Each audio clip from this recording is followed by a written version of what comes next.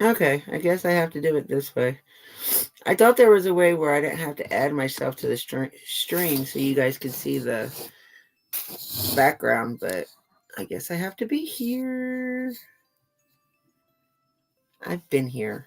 I went on time, actually. Thank you. Hello, Suzette. Hello, Discovering Cursed. Been waiting on you all day, woman. You feel better? Your headache gone?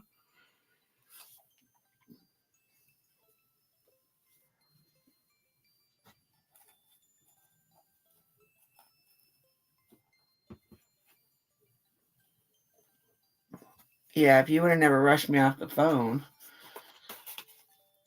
I probably would have been late. All right, so I was just actually reading a case that doesn't have very much awareness to it, so we will talk about that. I want to see if we can get Cursed up here and maybe talk about this thing she wants to do. I don't know. Do you think we can persuade Miss Cursed to come on up and speak with us? We can hear her beautiful voice.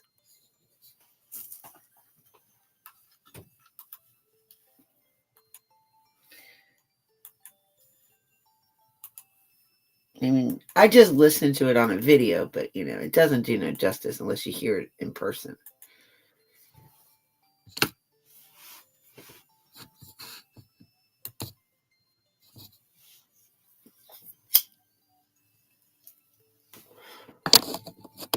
And maybe get her to talk couple about a couple of her videos that she did because I am absolutely loving her videos that she's been putting out. She's such a sweetheart, smart ass, but sweetheart while she's doing it. Like y'all got to know Cursed.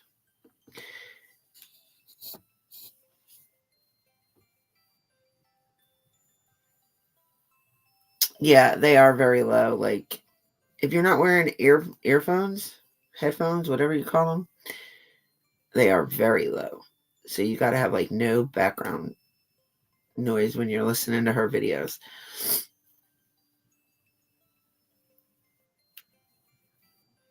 I had to rewatch the one from today twice. Once this morning when I played it in here, and then just before I went live, I watched it again because I'm kind of confused on it. Discovering was trying to help me, but I don't know if it worked.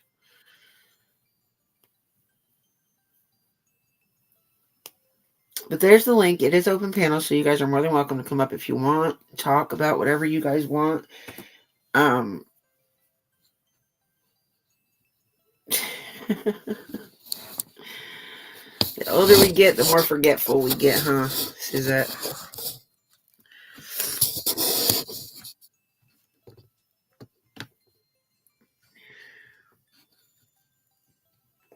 Unless you listen to him after he goes to sleep.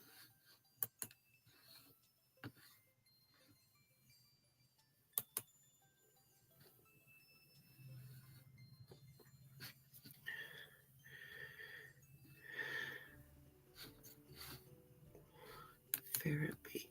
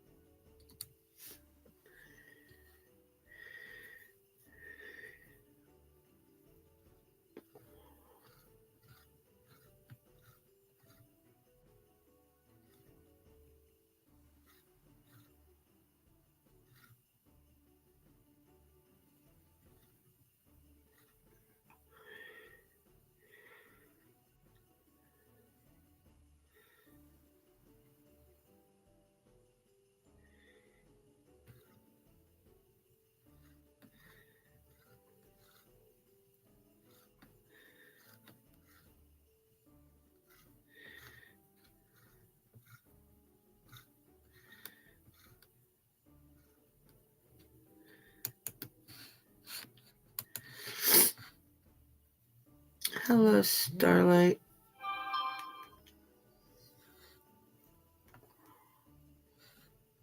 Uh, Talking about how old we get and we forget things. where we put things.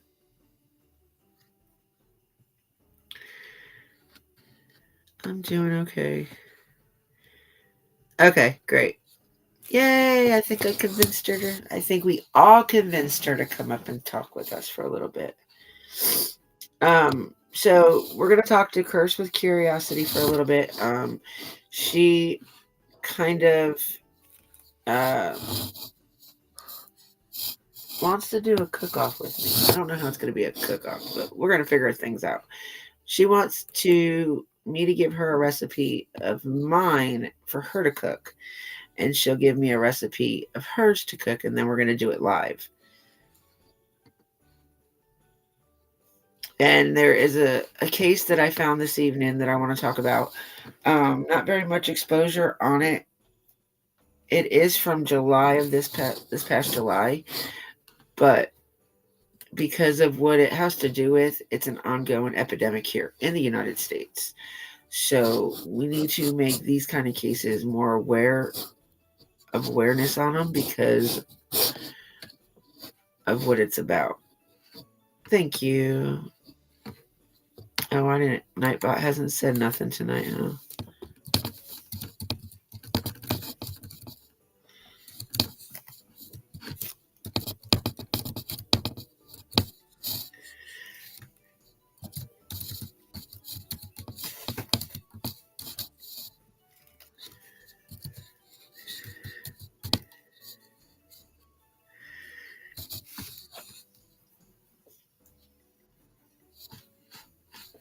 All right, there you go. Nightbot put out the normal comments. Not in order, though. That's for damn sure. It's kind of slow tonight.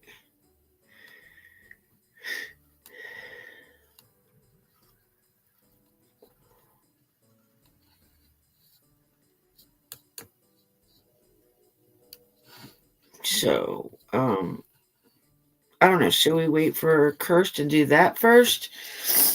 Or should we talk about the case first? What do y'all want to do? Up to y'all. Or we can just chit chat till.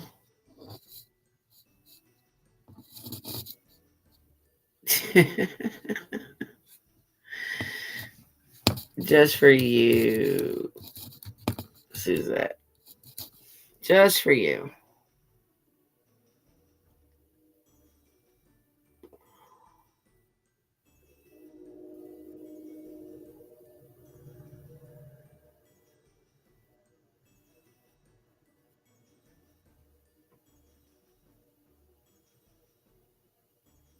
Okay, we'll do the case first. So this case is about a 2-year-old in Tyrant, Alabama, I want to say.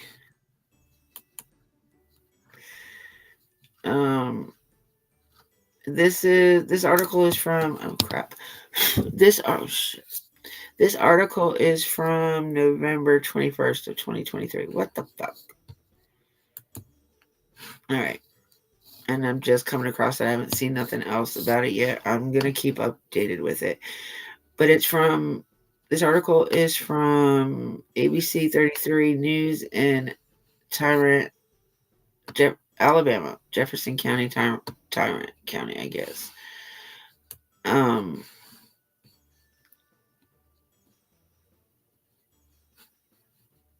Like I said, it's about a 2-year-old that passed away. Oh, what the fuck?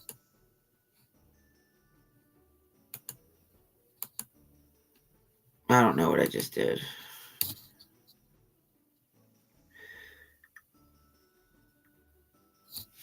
Let me redo that again. I really fucked that up.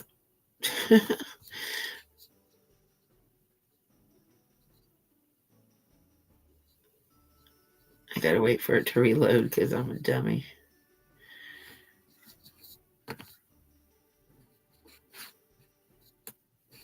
But like I said, this article is from November 23rd. I'm gonna see if I can look more into. I just found it just before I went live, so like I said, it's from ABC 33 News.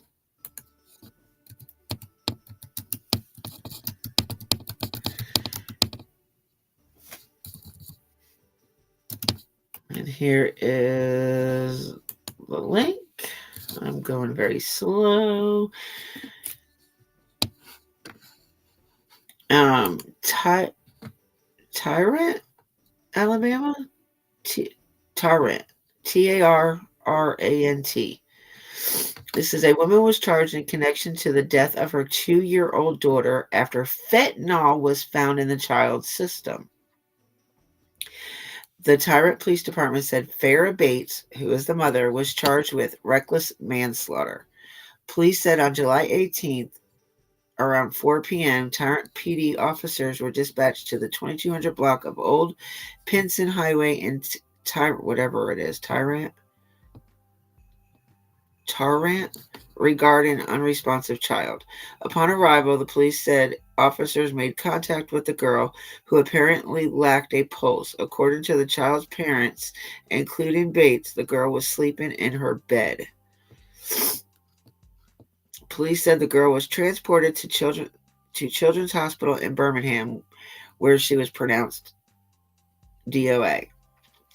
Police said an autopsy by the Jefferson County Coroner Medical Examiner's Office showed the presence of fentanyl.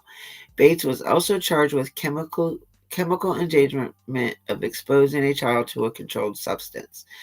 Police said Bates turned herself in just before 5 p.m. Tuesday at Jefferson County Sheriff's Office under advisement of counsel.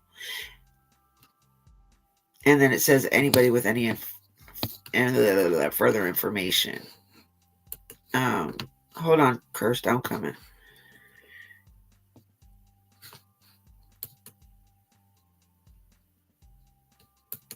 Hello?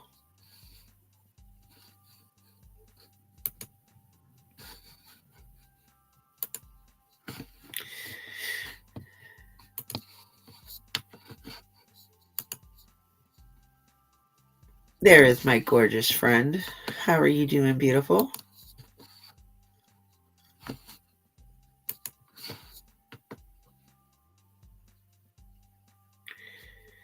Oh, well, that sucks. What is wrong with your shit? Well, your phone sucks. Mine's no better, but yours sucks too. This sucks. How are they blocked? That I don't understand. How are they blocked? I remember one time we had issue with you coming in, but you ended up making it in. I don't know how the hell you did it, but you ended up being able to come in.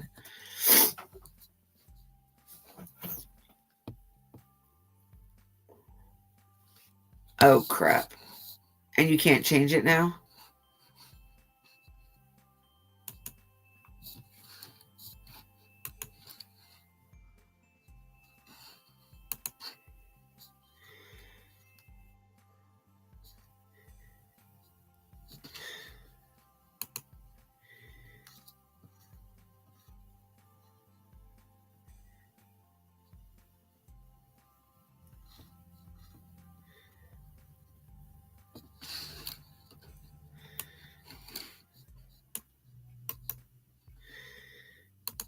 This is Alabama.com,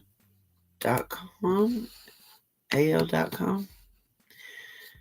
This is where this news source is. All right. She's having issues. Hello, Mars House. Welcome in. And this is, oh, well, let me put that in there first. Wouldn't that be nice? AL.com news. And this article is from, like I said, AL.com news. Look at how cute that little girl is, y'all. That is so sad. Oh my God, at these damn pop-ups. 2 years old. Look at that precious little face. Anaya Justine Crawford. 2 years old. Rest in peace, baby girl. Rest in peace. Let's see what this article says. A Tarrant woman has been charged in connection with the death of her toddler this past summer. Tyrant police on Tuesday announced formal charges against 23-year-old Farrah Blair Bates in the July 18th drug overdose death of 2-year-old Anaya Crawford. The death investigation and the lack of charges until this week has been a point of contention between Mayor Newton and the police chief Wendell Major in the ongoing feud. The mayor believed charges should have been brought in Araya's death, and Major had said the investigation was ongoing, awaiting toxicology reports. About 4 p.m. on July 18th, Tyrant police were dispatched to the 22 block of Pinson Highway in Tyrant regarding an unresponsive 2-year-old. When they arrived, the police said Araya did not have a pulse. According to the parents, including Farrah Bates, the juvenile was sleeping along with her mother in bed. A Tyrant press release stated. Newton previously said that the toddler was home with her mother while the father was at work. When the father returned home at 3:30, he found Araya Crawford lifeless, lips were blue, while the mother was asleep. Araya was taken to the Children's Hospital of Alabama, where she was pronounced DOA. An autopsy showed Araya had fentanyl in her system at the time of her death. Newton suspended Major and filed a lawsuit against him last week. The Tyrant City Council on Monday reinstated the chief. The Jefferson County Circuit Court Judge Patrick Bullard today dismissed Newton's lawsuit. While Major was on suspension, the interim police chief ordered the investigation to resume. Bates is charged with reckless manslaughter, a Class B felony, and chemical endangerment of exposing a child to controlled substances, a Class A felony. Bates surrendered to the Jefferson County Jail at 4:57 p.m. Tuesday. She is being held on a $60,000 bond. A $60,000 bond. Oh my gosh, y'all. Like, how? I want to know. I really want to know how the fuck these people determine what the bond should be. Because I've seen people with murder charges get less than a drug dealer.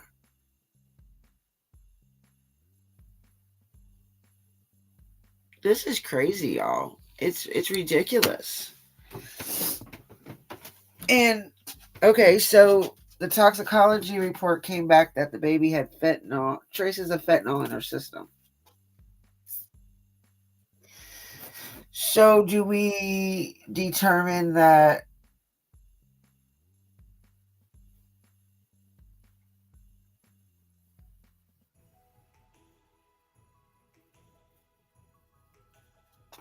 hold on one second.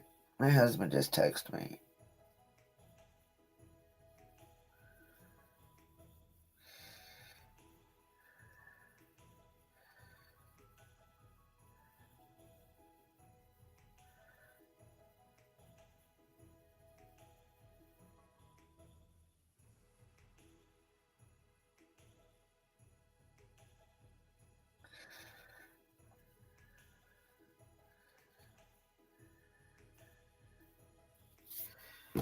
All right.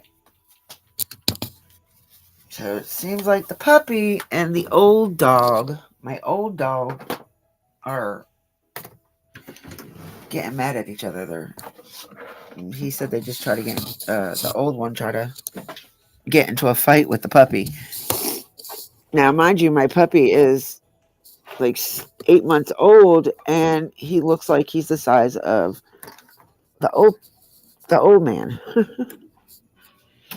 Kind of weird. He's really long legged for a puppy. Okay, so I'm sure I have faith in him. He'll get that worked out.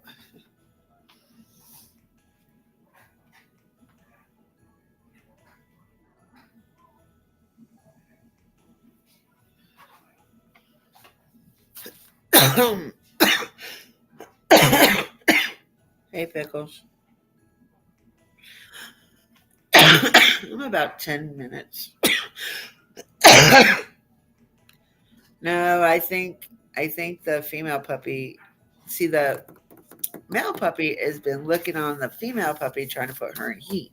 So I think he might have accomplished that, And, the old man is like, I'm going to get my jollies off one more time just in case, anything happens to him. And yeah, that's probably what it is.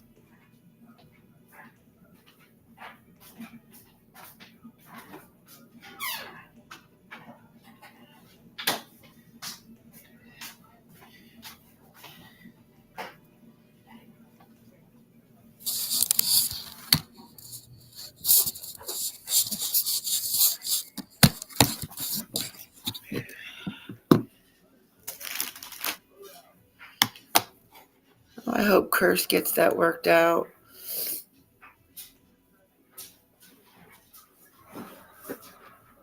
So that way she can come back and talk with us. Sometimes, not all the time. Like, it depends.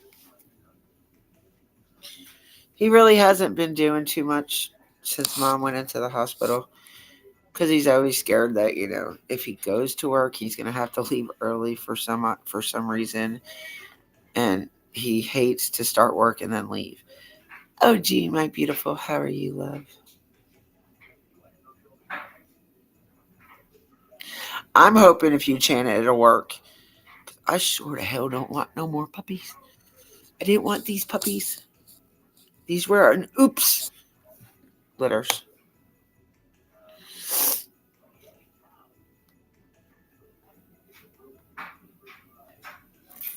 Maybe if we all chant it, it'll work.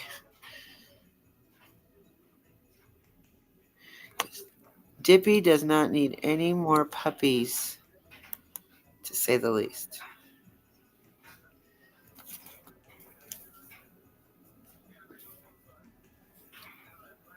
I wonder if this will.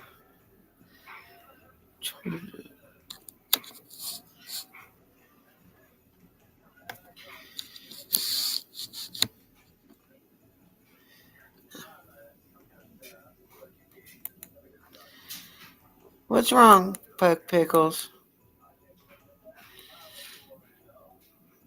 What's wrong? Seemed like you were in a good mood today.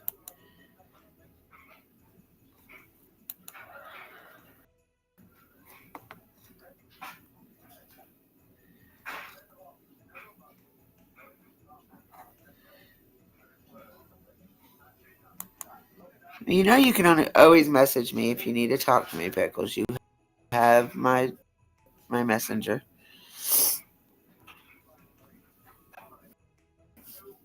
You're good, Starlight. I have a lot of people come into my chat at night while I'm asleep. It's okay. Why? Why are you still getting punished? You're the only one that actually does work there. That's right, weird. What the hell?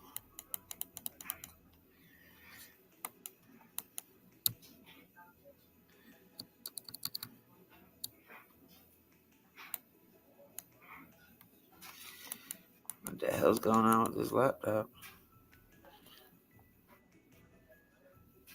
Shut up.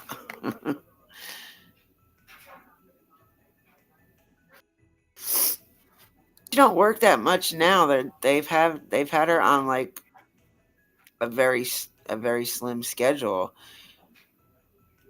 and which isn't right because she works her ass off and does the whole store by herself basically, and yet she keeps getting in trouble for shit that other people are doing, and she's not even a manager or nothing like that.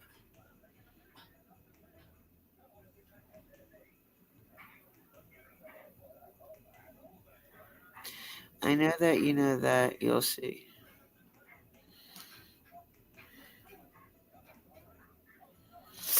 Yeah, it's been really chilly outside today. My mom's like, "Oh, it's so nice," and I'm like, "That wind is blowing. What are you doing?"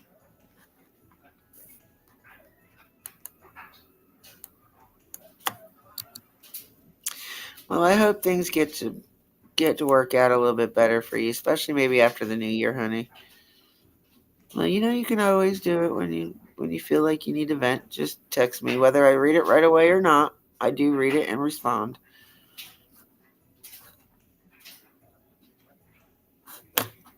I'm just really odd about this damn case, y'all.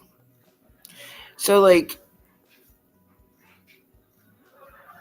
it makes you wonder with this case how much fentanyl she had in her system for it to register and to possibly be the reason she died. Um, so it just makes you wonder sometimes. Fentanyl isn't one of those drugs that you like really, like anybody really needs to be messing with. I know somebody that's been taking the fentanyl patches for a long, long time.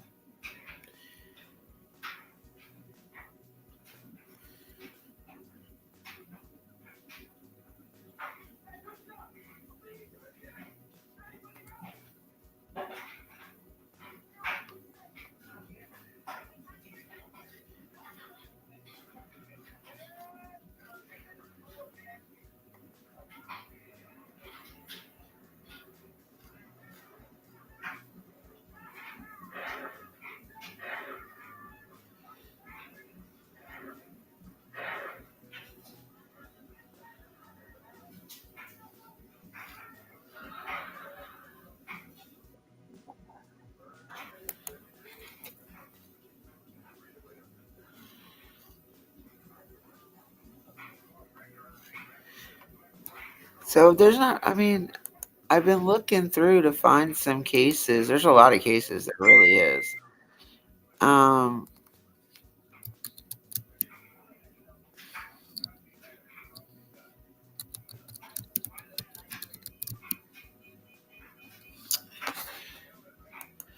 Let me look at my playlists. Because I have a lot of. I wish I can get in my Discord. That's where all my files and stuff are. The only one that can get in my Discord right now is OG. Thank you, Starlight.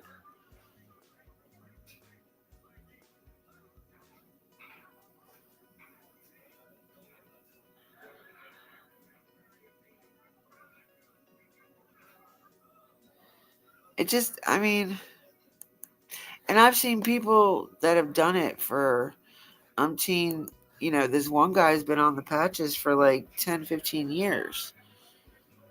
And I've touched the patches a couple of times and I never had fentanyl in my system. Not that the doctors have ever said anything to me. I don't know. It might just be me. All right. So,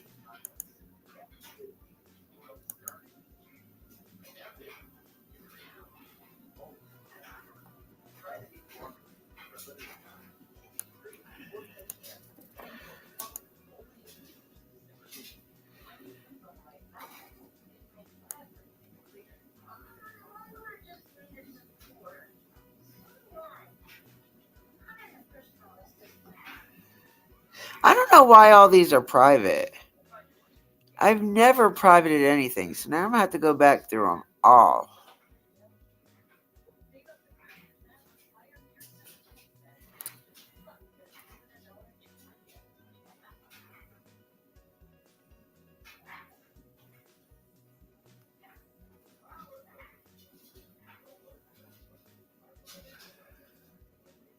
Oh, yeah. I've got to go through here and take a lot of these off private. I don't even know why they're privated.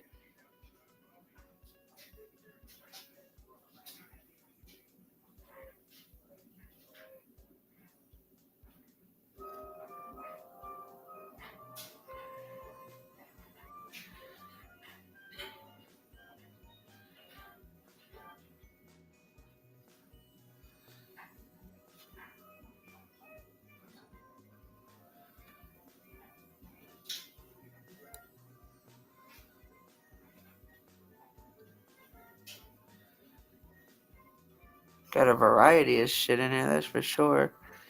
See, look, there's Darlie Routier, Suzette.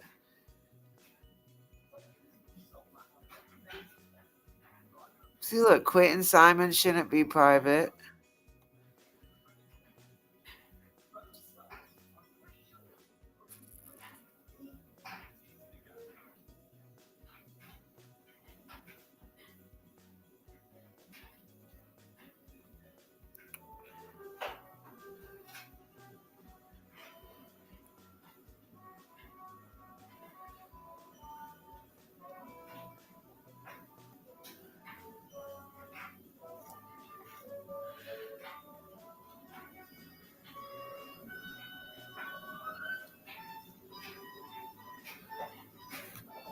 What y'all know about this case?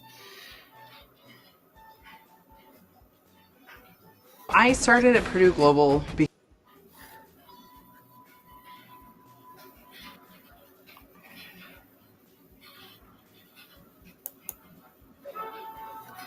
Please be seated.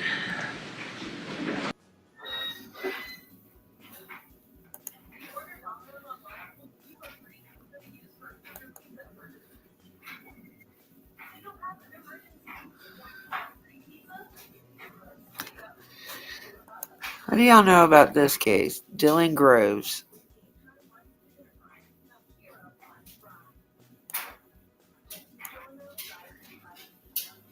Hey, Lisa B.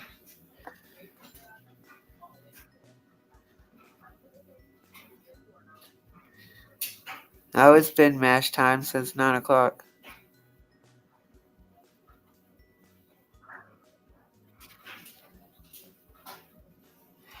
Because I just heard about that case not too long ago. Hey, Duckin.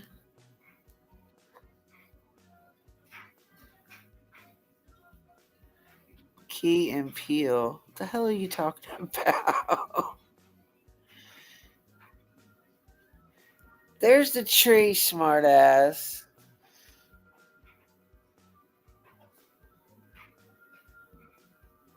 I said, Bish. Well, come up, Bish. Talk shit in the comments. Come talk shit to me. I love to hear your beautiful voice.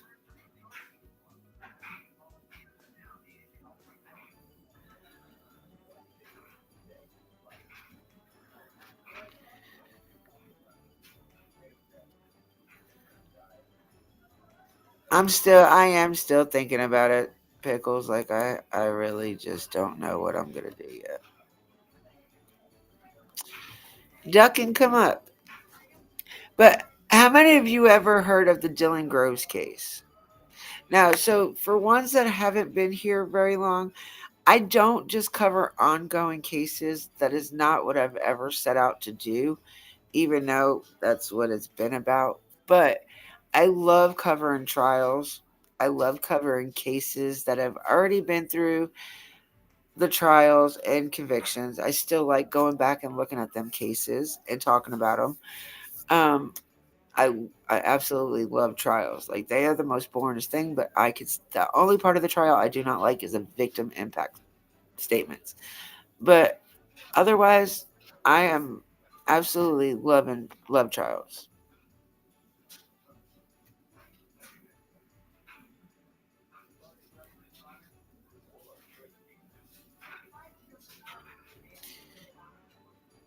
Oh.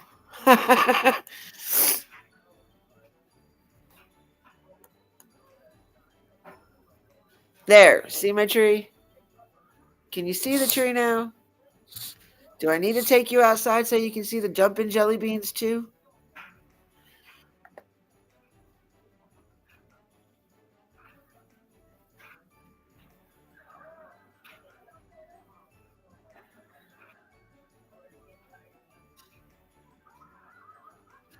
No, no, no. That's Dylan Rounds that you're thinking of, Lisa. Dylan Groves was a 3-month-old baby at the most that his mom unalived him, and his mom and dad threw him down a 30-foot well.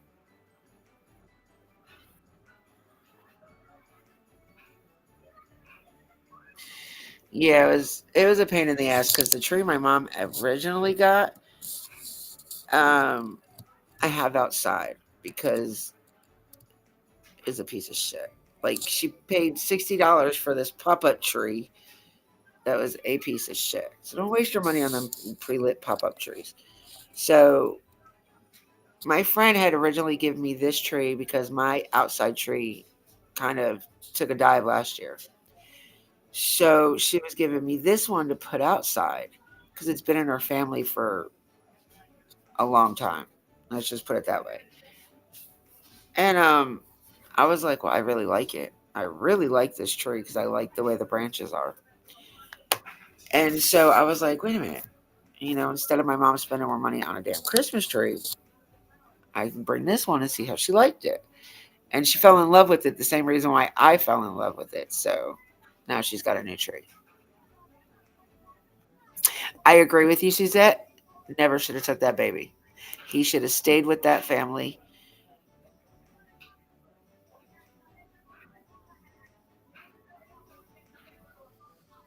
Yeah, there's a lot to this story. Um, is that one of the ones that is? Hold on, let me see if that one is.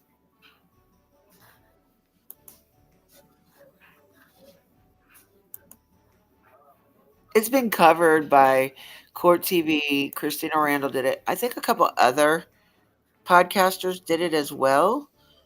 Um, but as you can see, it's all the way down at the bottom of my list. So it's like been one of my very first ones that I covered or was looking into. I didn't cover it. I didn't do much about it. But I watched the trial every day that it was on TV because that was before I actually decided to do my own channel. Um,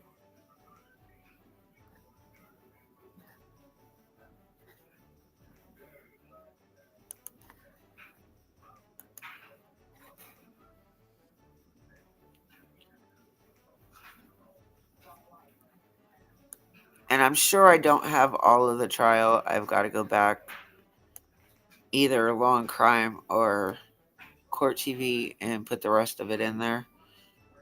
But I have never in my life seen a prosecutor like the prosecutor in this case. She was freaking awesome. Like, we need more prosecutors like her around. Okay, it isn't locked, so you can watch all the things that I do have in there on it. Um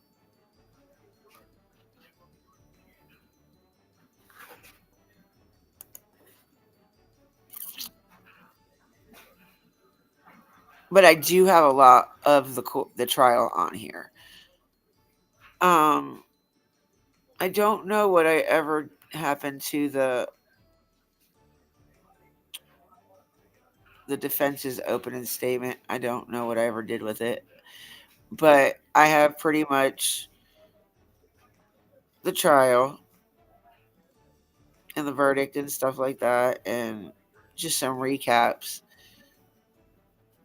I don't know why this is in here.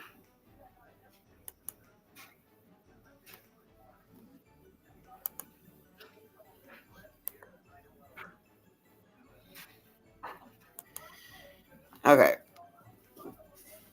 But it's a really good story to read about. Um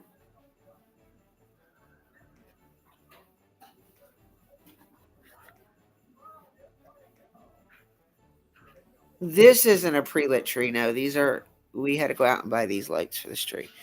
The pop-up is a pre-lit.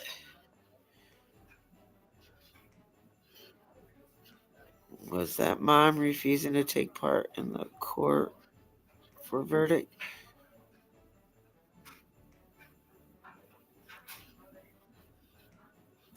I think she was also using meth as well.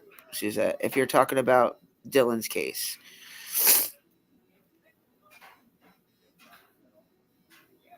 Yeah, she wasn't allowed to be around him, wasn't allowed to live there or nothing. But she was there the whole time. Like, it was crazy. The dad would use the son's urine to pass the couple drug tests that he did take because he was supposed to take a weekly drug test. And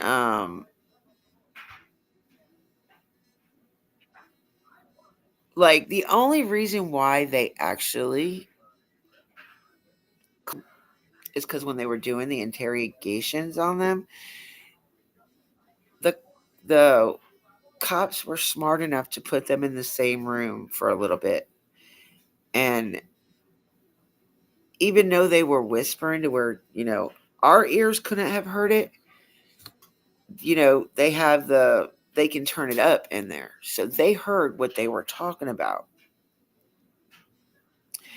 And they heard them say that if they find him, we're fucked. So, and it turned out to be the father that led them to where he was. Like he told them where they were, but he told them the wrong place like twice. So they finally found him. Yeah, it was like a couple weeks later. But he was in a 30-foot well, natural spring well. Here, I'm gonna let you listen to the part, the closing testimony. I'm telling you, I love this prosecutor.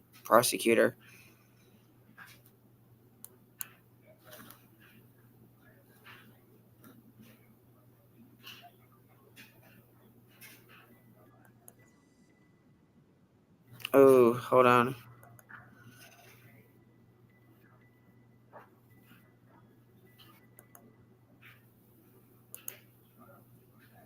Oh, I gotta finish this first. Hold on.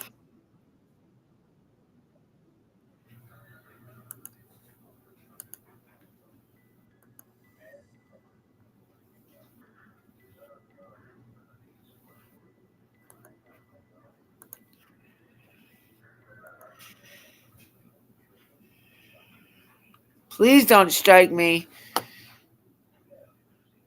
Please, this is coming from Long Crime. Here is their...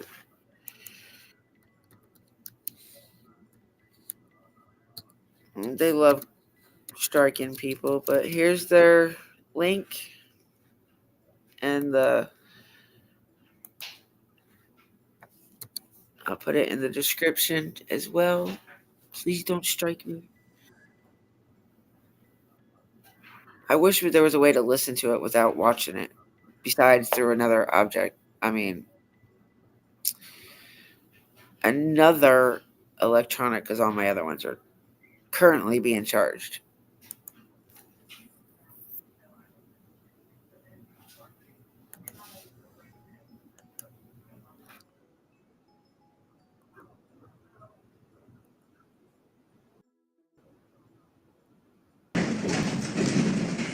Back on the record, case number 19, CR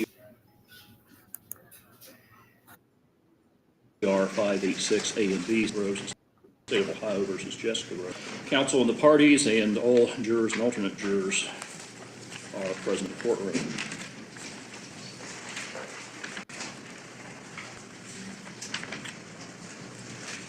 The state and the defense have rested their cases. Ladies and gentlemen of the jury, you've now heard the evidence.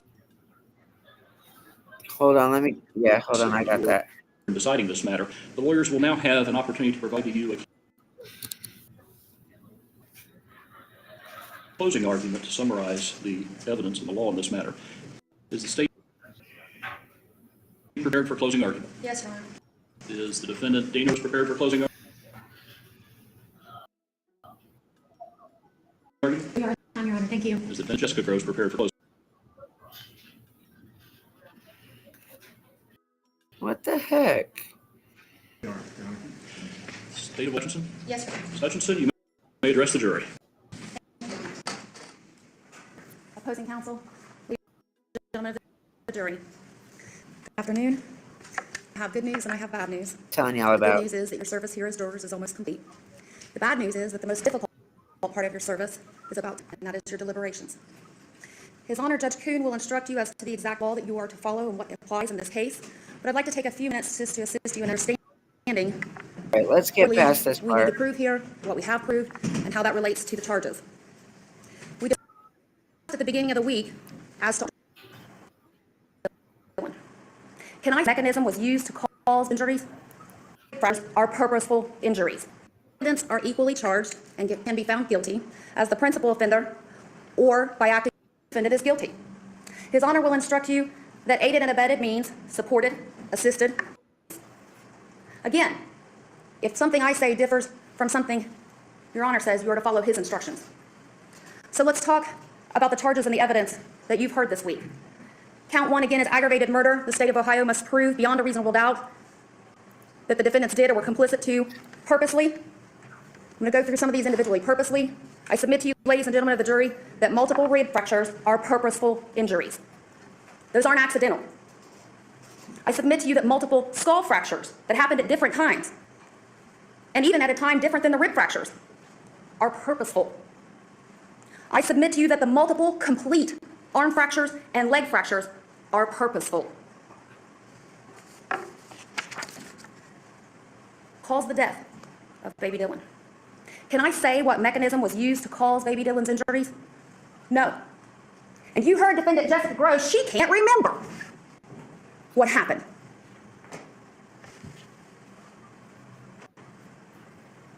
I submit to you, ladies and gentlemen of the jury, you are the finders of fact. You go back to the jury room and you determine what happened here.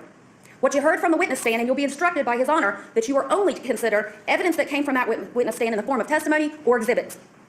Nothing I said, nothing they said, the lawyers, we're not testifying. Only what comes from that witness stand. What did you hear from Dr. Brown? Dr. Brown testified that there was actual evidence of homicidal violence that caused baby Dylan's death. All those fractures we just talked about. She testified she couldn't rule in or rule out drowning. Jessica Gross can't remember. Did failure to seek emergency medical care after multiple serious injuries over a period of time cause baby Dylan's death? She can't remember. And he did nothing. And the last element is that baby Dylan, was under 13 years of age at the time of this offense. Well, there's no dispute, because today he would be one if we weren't here discussing his aggravated murder. Count 2 murder requires the state of Ohio to prove beyond a reasonable doubt that these two defendants did or were complicit in knowingly. His Honor will instruct you that a person acts knowingly, regardless of their purpose, when they're aware that their conduct will create a certain result. Are you aware that 3 violent incidents is probably going to result in a baby's death? Daniel Groves doesn't see anything wrong with bashing a baby in the head 4 times. Or picking it up and squeezing it and shaking it. You can do that to a baby? He watched this happen to his own son, baby Dylan. He says by his own wife. The man that Children's Services placed this baby's safety upon did nothing. That's not complicity? You let her around that baby one more day after you saw that, and you're not complicit to this whole thing? Would she have had any other access to this baby but for defendant Daniel Groves?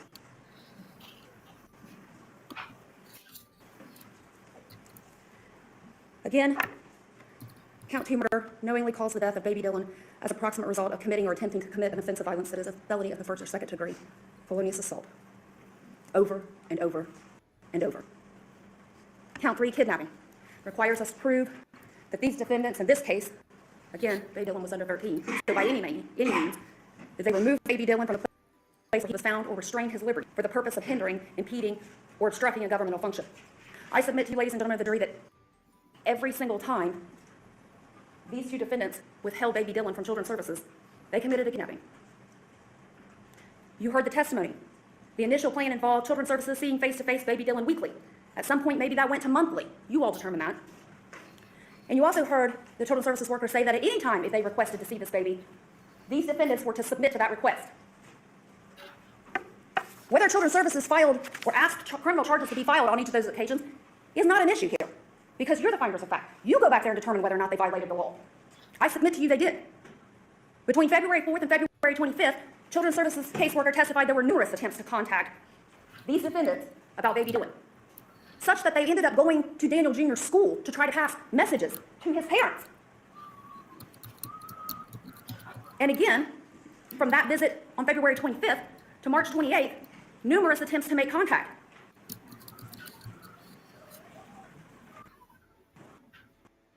After March 28th, to June, when baby Dylan's body was recovered, numerous attempts to make contact by Children's Services, by law enforcement, by juvenile court.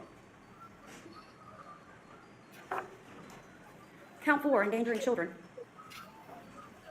As a parent, guardian, custodian, person having custody or control in loco parentis of a child under the age of 18. These defendants at the time, the testimony was, were not the custodians. Children's Services were the custodians. But they were certainly the parents, and they were certainly the people in control.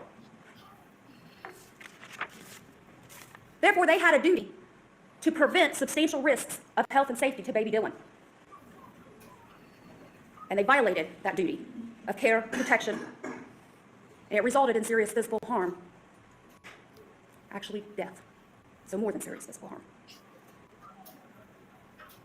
Did either of these defendants tell you that they made one emergency phone call to help that baby? No. Could he have survived his injuries? I don't know, he wasn't given a chance. Did Daniel Groves create a substantial risk to the health or safety of baby Dylan, therefore violating his duty? His duty. Children's Services made that his duty. To take care of and protect baby Dylan from serious physical harm and death by allowing her to come right back around after she bashed him in the face 4 times and squeezed him by the rib cage? He was foolishly unaware, they say.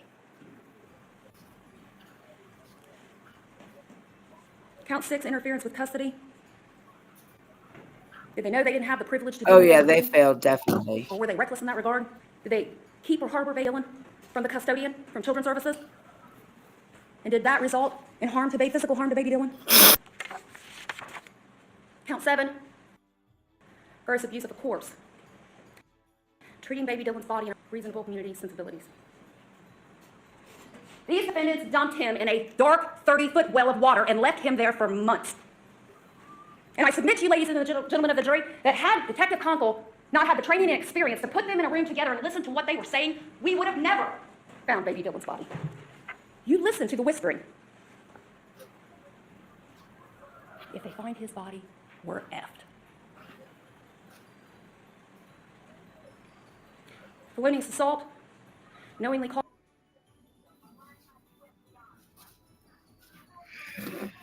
Hold on.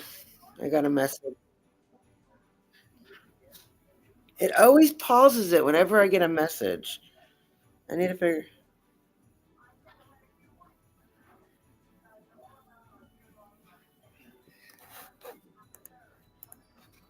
Causing serious physical harm to baby Dylan. 4 counts. Rib fractures, significant calcification, 2-inch skull fracture, some healing, not as much as the rib fractures. 1-inch skull fracture, complete upper arm fracture, complete lower leg fracture, large chest contusion, swelling to his abdomen. Those are all separate counts because they're all separate injuries. There was Damn it. nothing that came out of that witness stand that explained how those injuries could have all happened at one time. So you have multiple counts to consider.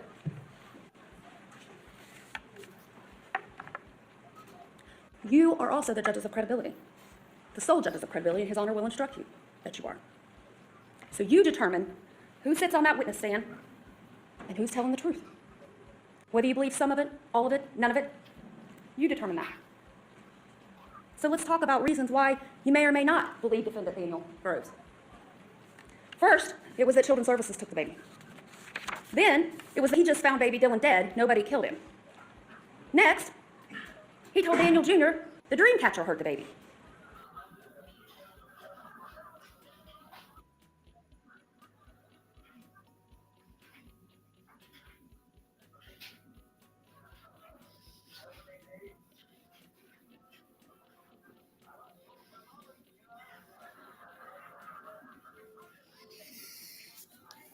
All right, y'all. The more y'all text me, the longer it's going to take to get through this.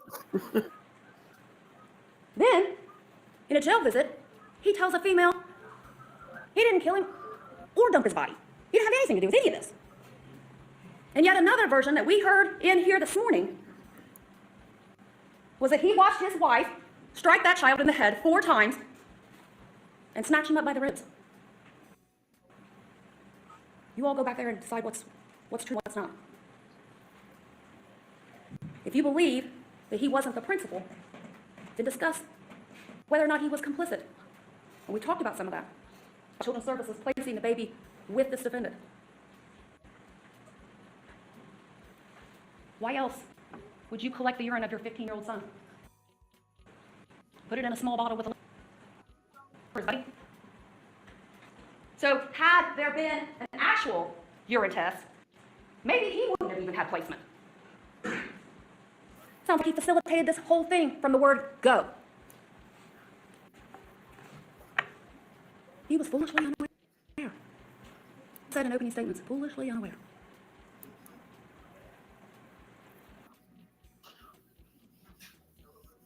Recordings. Hey, it's Dana from StreamYard. I'm so excited to announce that local recordings are now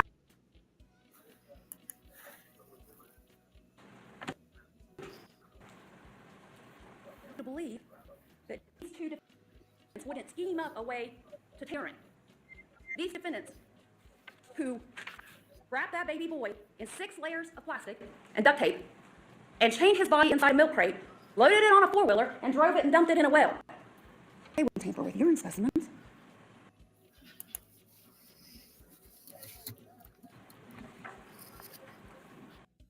How is he complicit? Who was the services was having all that contact with? She testified it was Daniel Groves, that he had 4 different phone numbers she was trying to communicate with. How is he complicit? He was foolishly unaware that his wife was pregnant for so long, yet their 15-year-old son knew and confronted her. He was foolishly unaware that she was getting so high, yet everybody at the hospital recognized it. Come on, y'all. Quit messaging me, please. At least while this is on. He was foolishly unaware that she was not going to the Hajan appointment. Why not rat her out for all this? Could it be because he's high right along with her?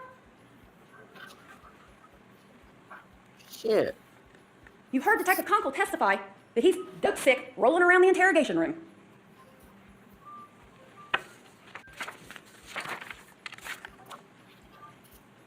Foolishly unaware that baby Dylan was injured so seriously. You've seen the pictures. You heard that 15-year-old little boy describe that baby as having bruising all around where his hair would be expected. How would he describe that picture from the autopsy if that wasn't the way that baby looked? But defendant Daniel Groves didn't know. And Daniel Jr. said it was a matter of time after he sees this. I'll look at it in a minute. He didn't know. He couldn't have called right in for emergency medical assistance to give baby Dylan a chance to survive. I submit to you that's the least he could have done. You're expected to believe that these parents, who everyone from the hospital testified, never asked questions about that baby when he was removed and couldn't breathe, stayed glued to each other,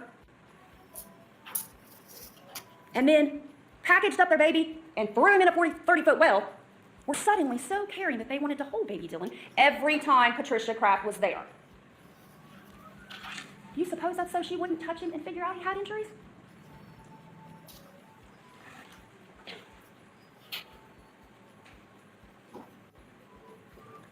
You heard the phone call with her sister.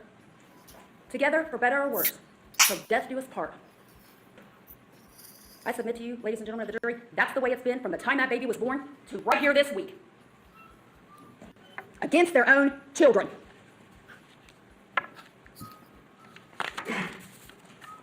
You were told at the beginning of this, Jessica Groves is going to take responsibility. Did she take responsibility when she spoke with Detective Conkle? Did she take responsibility when she spoke to her sister? Did she take responsibility in here this morning when she spoke to you? She can't remember what happened, but she does remember it was an accident. Does that take responsibility for these injuries? You're expected to believe defendant Daniel Groves, everything he said in here. The same guy who, after they say the baby was dead, tells Children's Services in a text message he's growing like a weed. You were told that Daniel Groves panicked and dumped baby Dylan in a 30-foot well. Ladies and gentlemen of the jury, does this look like panic to you? Does it? A chain, 3 padlocks, 12 layers of plastic and duct tape. Does this look like panic? I submit to you it looks like extreme planning. They want you to believe they're not complicit to their baby's murder. But this is what they chose for a coffin and his burial? This? And then they jumped him in a well. Proof beyond a reasonable doubt. Guilty on each and every count. Each one of them. Thank you, Ms. Hutchinson.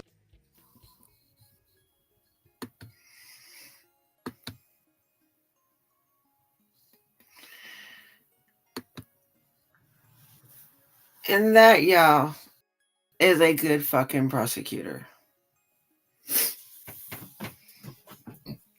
That is a good prosecutor right there.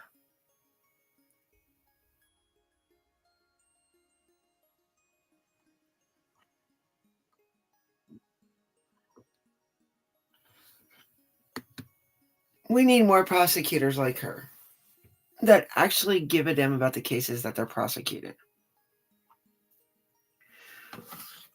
And I've watched a couple other cases that she's prosecuted. She's the same way. She is very passionate about her job.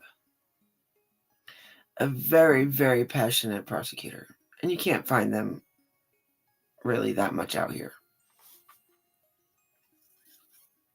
And yes, it was a very hard to sit there and listen to what happened. Especially at the end when she told you what he was buried in.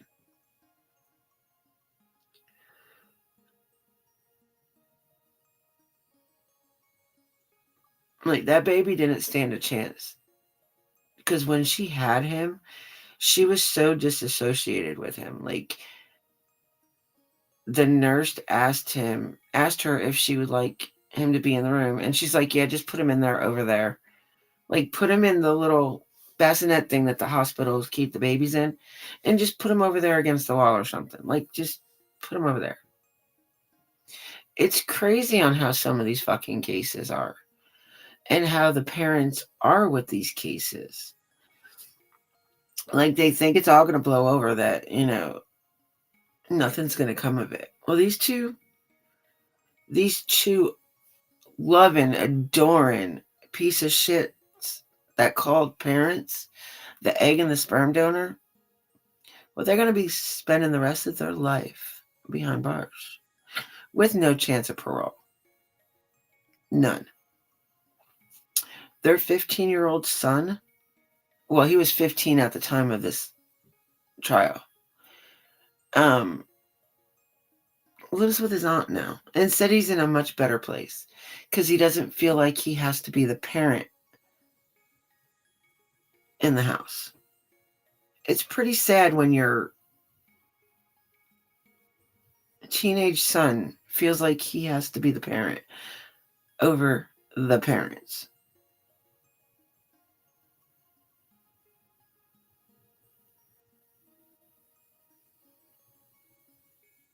Like, the father didn't even know that the mother was pregnant. The boy, her son, noticed it. I said, hey, Mom, your stomach's getting kind of big there. Are you pregnant? And she just said, yeah, like it was nothing. But she never went to no doctor's appointments. Never. Not with this baby. Not one time did she go to the damn prenatal appointment. And then when she went in there, you know, they were trying to get information from her, like what her name was and who her doctor was. And she wouldn't give them no information. You know, she was just like, get it out of me. Get it out of me. You know, it's coming. It's coming. Like, hello, this is your kid. This is a child that grew inside your body, and this is how you're reacting to it. Now, I do know that there are mothers that get disassociated with their kids, their babies when they're first born. And it could be the slightest little thing that will disassociate them with it. Like, say, if they're trying to breastfeed and the baby won't take to the breast milk. It may not have nothing to do with you personally. It just may not be what that baby wants. That baby just isn't feeling it. I watched a couple family members get like really, really upset because the baby wasn't attaching per se. I was like, well, then pump and use a bottle and see if that works. Because they were really gung-ho about the breast milk thing, which I really just don't see a difference. As long as the baby's going to eat and gain weight and grow up happy and healthy, that's all that really matters, right? But they were new moms, and it's funny to watch a new mom. It really is, especially with their first. It's really funny to watch how protective and how antsy they get over every little thing when it comes to the baby, as should be with some parents. But then you got, the second and third time around moms that you watch, and they're like, by the time that third one comes around, it's like, yeah, no, it's a piece of cake type crap. So, I mean, I guess it's just all on how you are and how you feel and how you feel with that baby. But this mother had no attachment to this kid at all. As you can see how and what happened to the baby.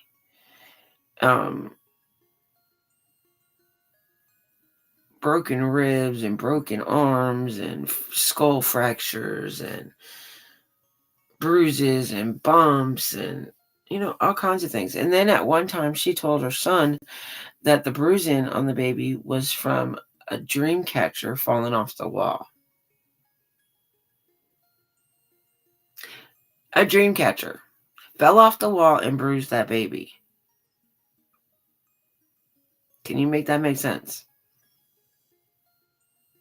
How can a dream catcher hurt a baby?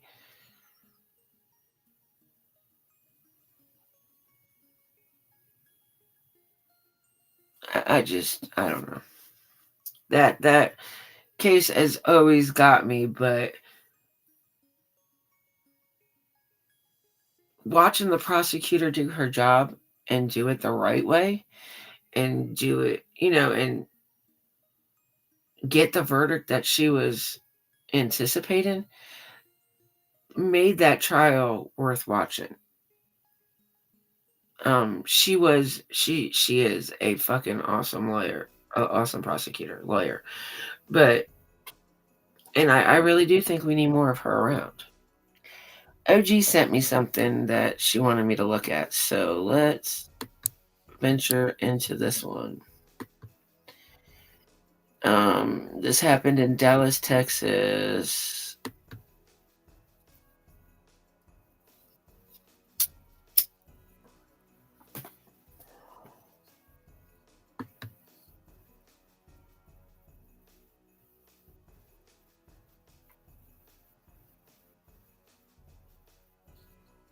I'm trying to bring it up.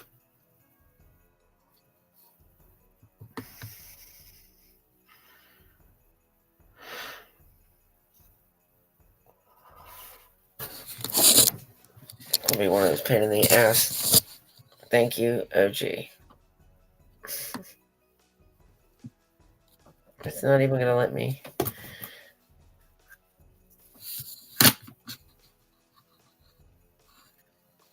Is this from today, OG? Are you still in here? She got a new mop today, so she's been playing with it.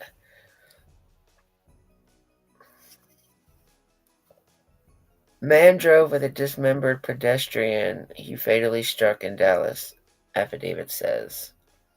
Police think the impact from the crash was severe enough to throw the pedestrian into the vehicle. Holy jack shit. Let me see if I can bring this up.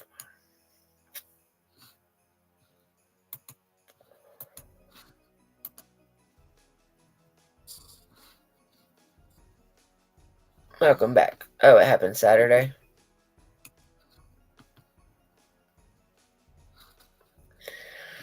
So this was the car.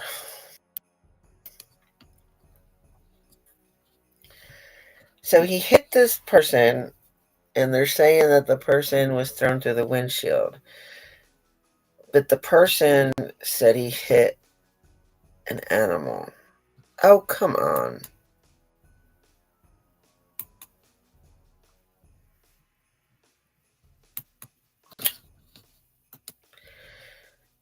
Make me sign in. Thank you. Thank you, OG.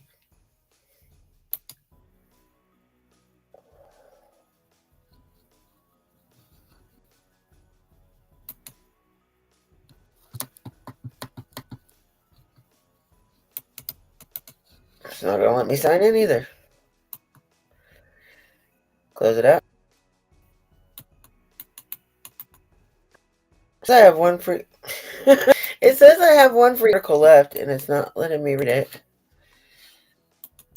It's not letting me sign up with Google. I don't really want to sign up with Facebook.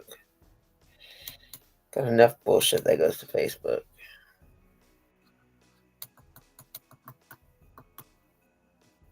So go to Facebook.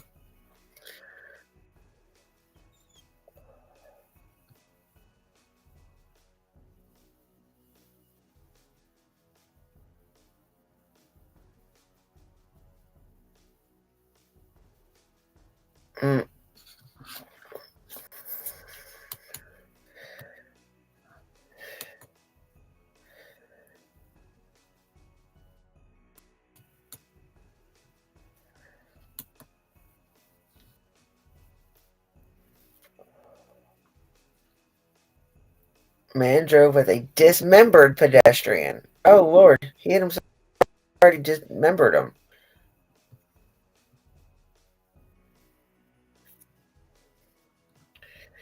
Can I get the link?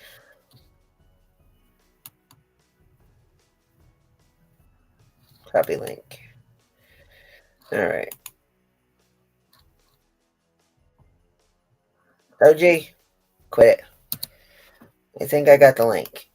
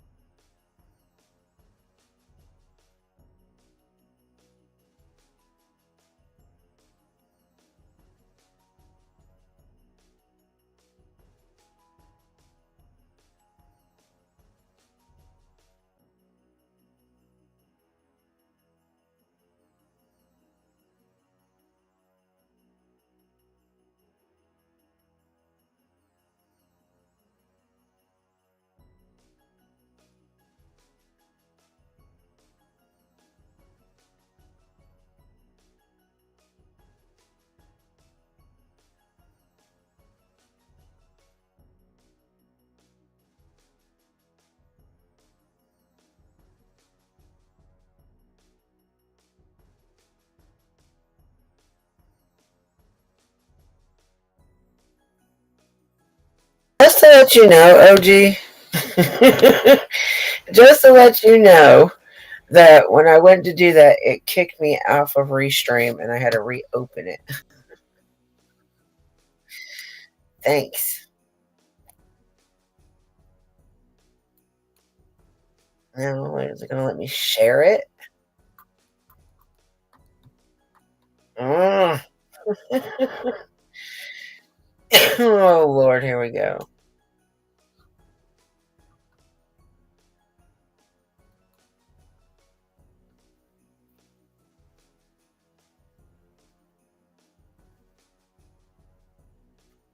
I don't know. It's not even showing me my chat. Am I even here? Am I talking? Can you guys hear me?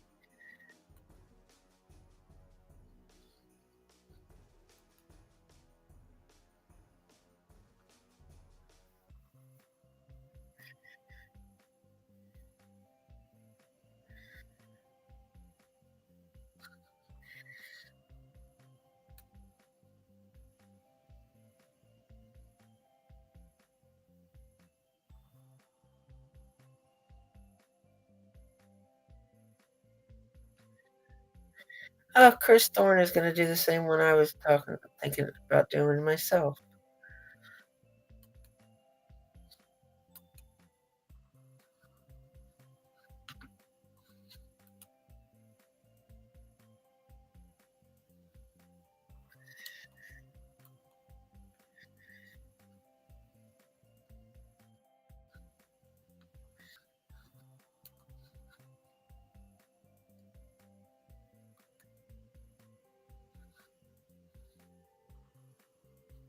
Can you guys hear me?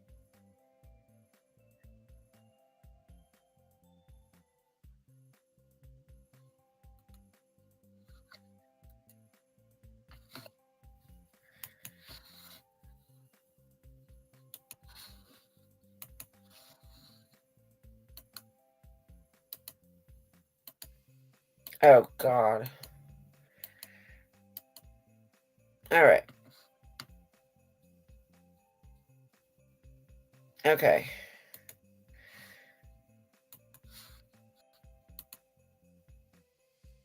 All right, so it says officer driver smelled like a brewery after hitting a Dallas pedestrian. Driving nearly 40 miles. There's the car. Let's see what the report says.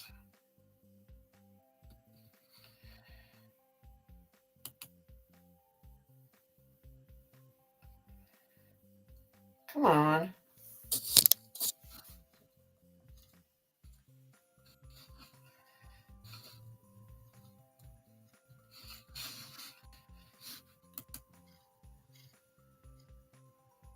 What the fuck?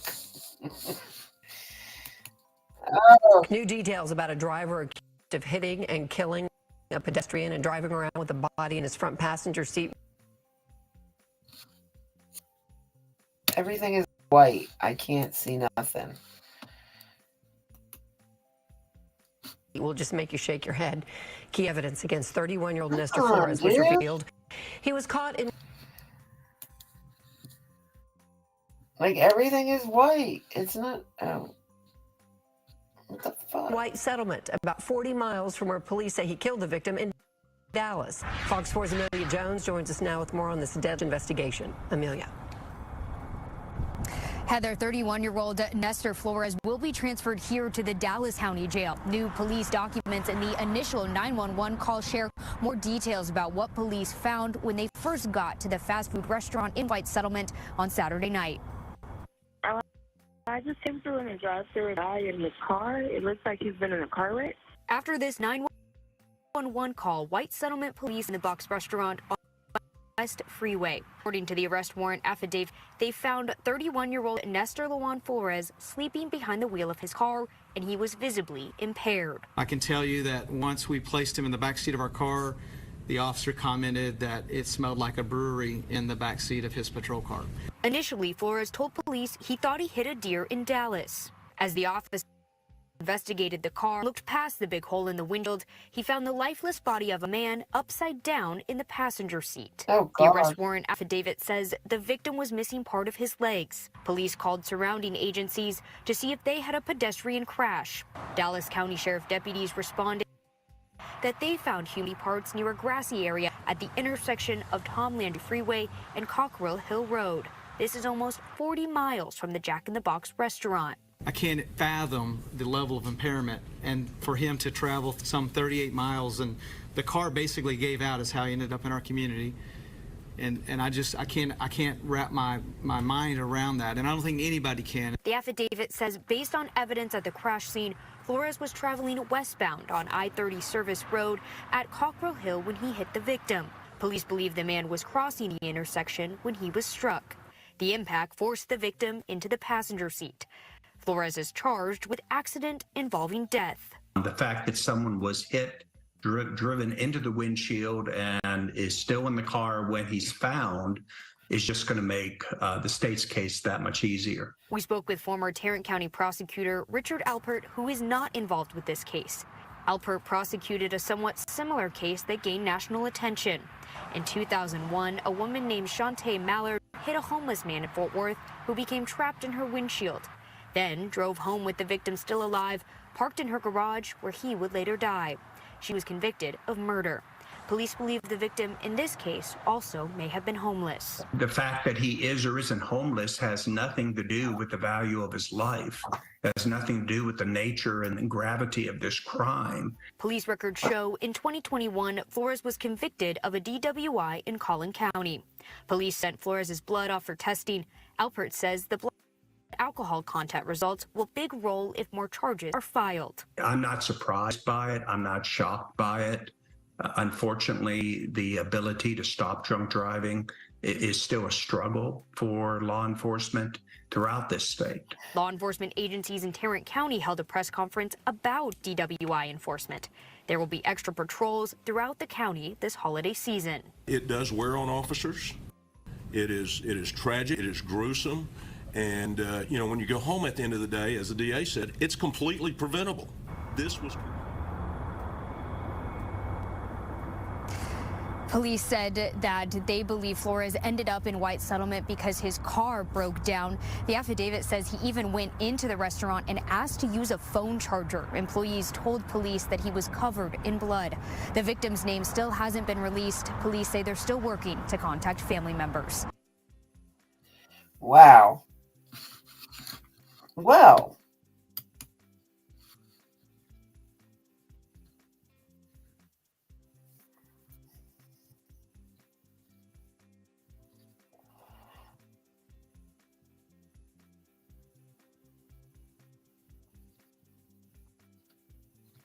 $40 from a crash site.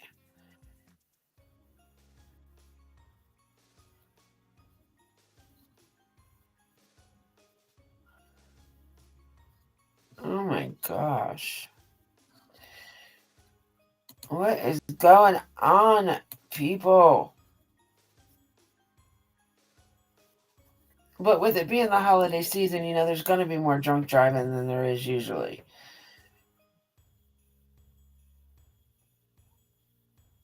It is. It's very bad. It's horrible. And that's what makes me scared about my nieces and stuff getting ready to get their license and shit. Like, I'm not worried about them. I'm worried about the people that are around them driving.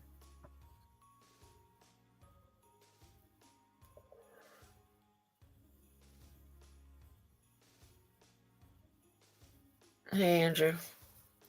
But it's crazy, y'all. Like, some of the shit that's going on is crazy.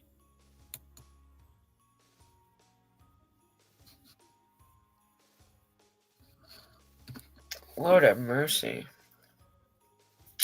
But there was another case that I came across this evening too.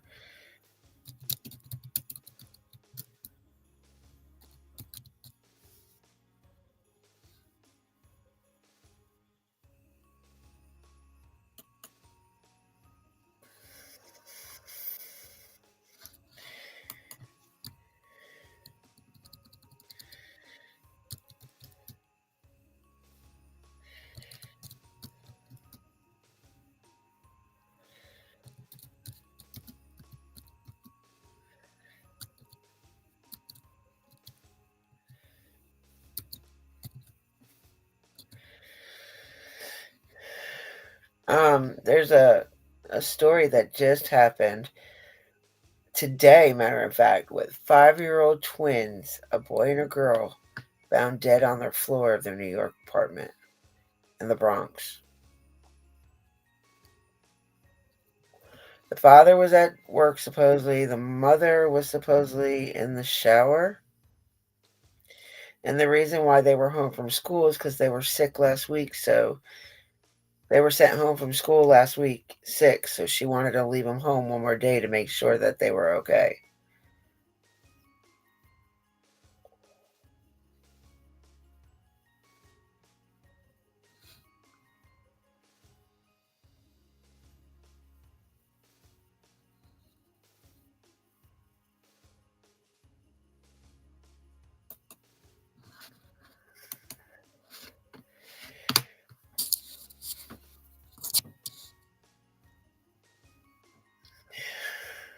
Why do you say that?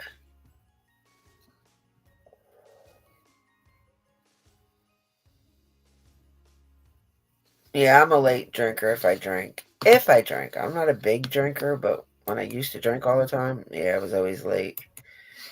I'm more of a social drinker. Like, I drink very seldom unless I'm like in a crowd, and then I don't. For some reason, why I've always noticed that my body doesn't allow me to get like extremely drunk.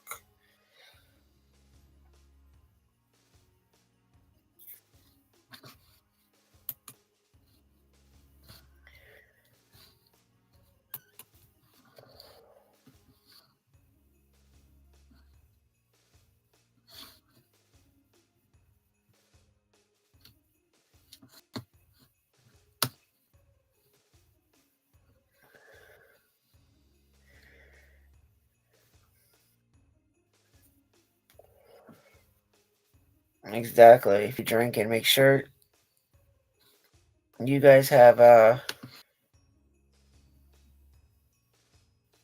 make sure you guys if you go out.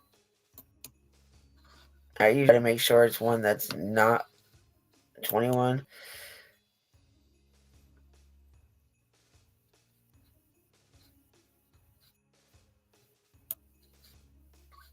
Why isn't this playing?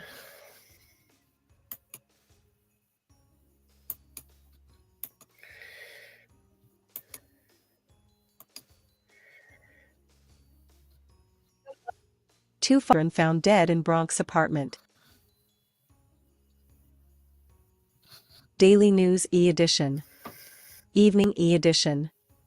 Subscriber services. Daily e-edition. Evening e-edition. September news. Crime and public safety. Politics. National news. World news. Photos and videos. Espan local news. New York news. What the hell? Manhattan. Bronx. Brooklyn. Queens. NYC crime. Education. New York politics. Obituary. Spin. Daily News edition. Evening edition. Subscriber services. Photo and videos. Espanol. Local news. Vacation. Islanders. Baseball. Scopes. Advertise. Advertise with us. Crime and public safety.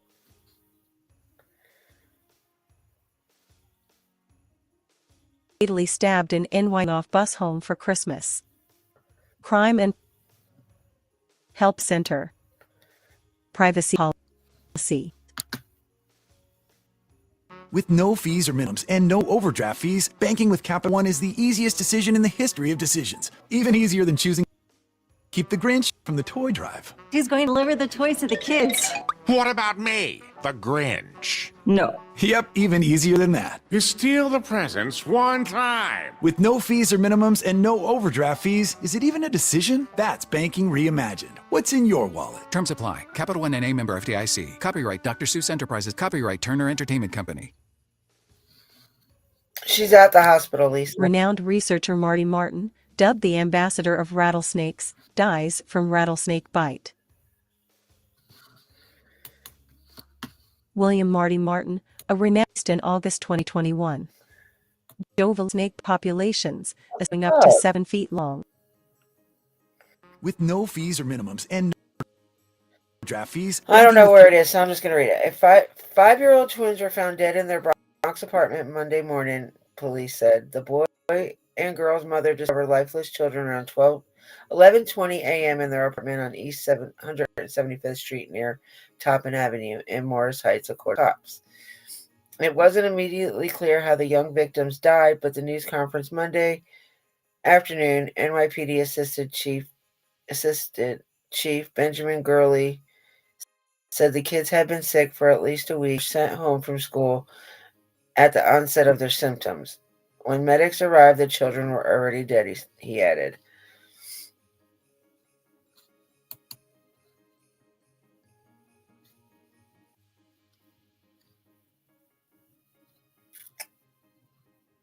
When you go up and see 2 5-year-olds laying on the floor unresponsive and cold at this time of the year, you can imagine what the family is going through. You can imagine what mother and father are going through.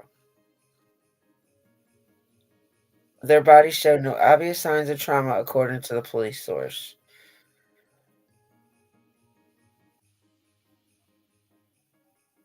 While a search warrant was being obtained later Monday, members of the NYPD's crime unit and office of the chief examiner were waiting at the building to process the event. At this point, we have to do our job, and as far as the crime scene, said Gurley, the chief of NYPD Patrol Borough Bronx. Hopefully it's not a crime scene. Hopefully it's an unfortunate tragedy.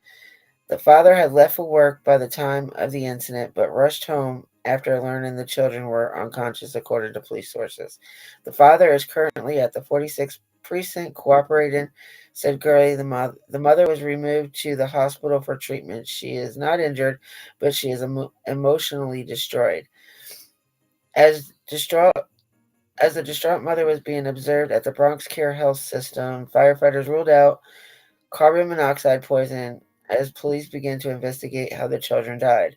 At this time, we do not know if there's any foul play, being the investigation is very fresh. Gurley said, as a result of the investigation, we have a crime scene set up upstairs. Neighbors in the building were left dumbfounded by the horror. I was very shocked when I heard about the 5-year-old, said the 5th floor resident. I said, not the twins. The neighbor, who only identified herself as Deborah, recalling the running into the family from time to time and her interactions with them. They seem happy, said Deborah. The boy didn't respond that well. The little girl was very happy. The family has no history of domestic calls to the NYPD. She seemed like she was a nice lady, Deborah, 65, said of the mother. She stayed in the house a lot with the kids. A local man described the family as good neighbors, good people. They were normal kids, everyday normal kids running around playing, said Ernesto Federico, 51. It didn't seem like there were any issues. So, I guess we're just going to have to wait and see if they release the autopsy reports, because son of a bitch, as of right now, they don't know what these babies passed away from.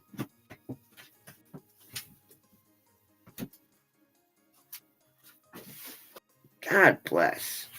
Made a mess.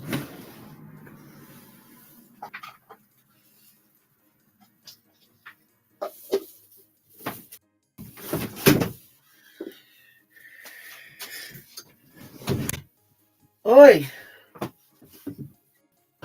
Made a mess, I made a mess.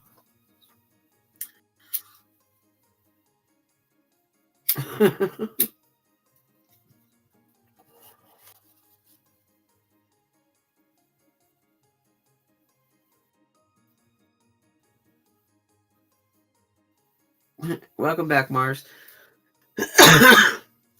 So yeah, these cases are just ridiculously crazy. We got, let's see.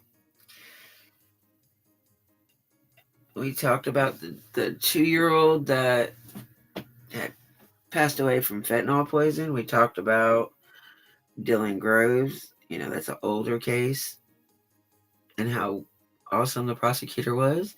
We've talked about a guy driving 40 miles from the scene of the crime with a dismembered dead body in his car, upside down in the passenger seat, mind you. We also talked about the 2 twins that we just heard that were unalive mysteriously. So I wonder if whatever sickness they had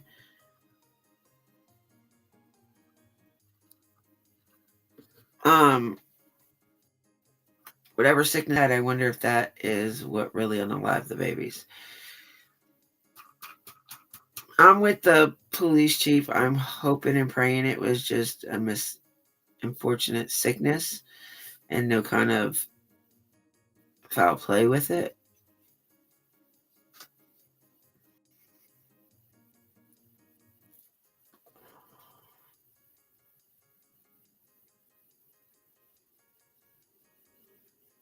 Well, tell her I'm praying for her injury. I might message her just to let her know that I'm thinking about her.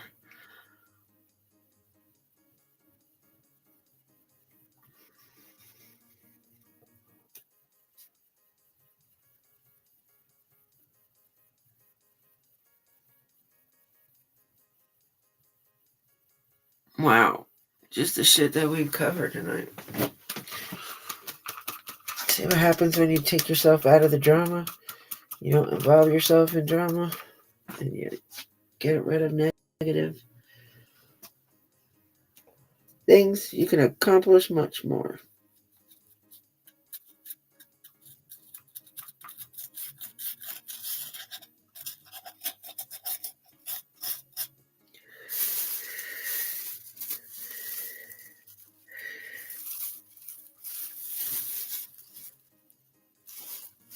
I'm waiting on Kirsch to come back. So even if she can't come up, we can talk about what she wants to do.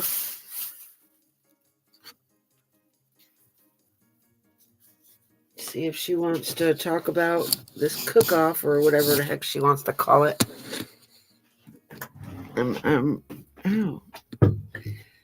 really interested in it. Damn, my soldier fell off. This wind is kicking ass out here tonight. It's knocked a lot of them damn. Put the Christmas tree that fell over last night back up, and now all the ornaments blew off of it tonight. My toy soldier fell off the door. The garland fell off the railing.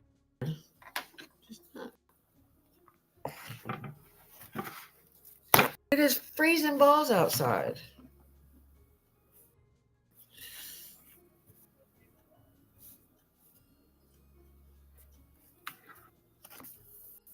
Lori would say make lemonade but can't fight anymore. Who's Lori?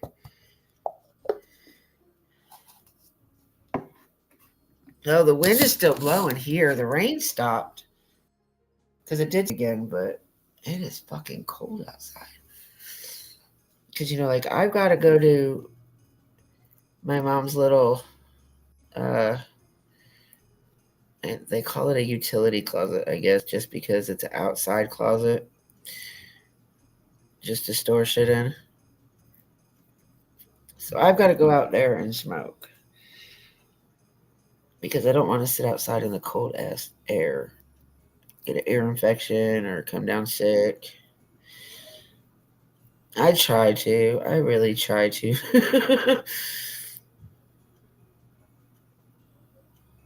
Hey, Dippy, do you know anyone that needs a treat? I have an artificial one. We only used 1 year. Not offhand right this second. I'll ask around though.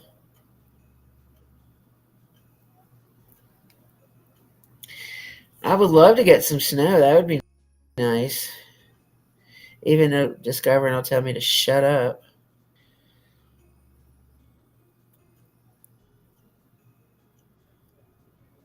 It's Arctic frenzy, isn't it? Yeah, like we don't. Our bad weather, cold weather, doesn't usually come in until like January, February. So we're usually warm in December. Not as warm as it has been the last couple weeks. Well, cold and warm, but yeah, it hasn't usually been bad. I will definitely look around and see if anybody needs one. But most people have their tree up already, honey. If they're putting one up.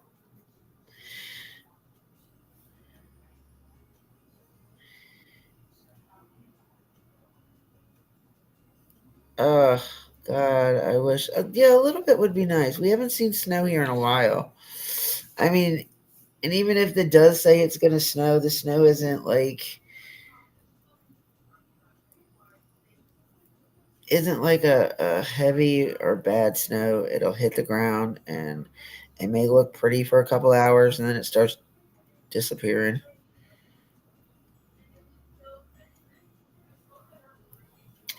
Maisie! My beautiful Maisie.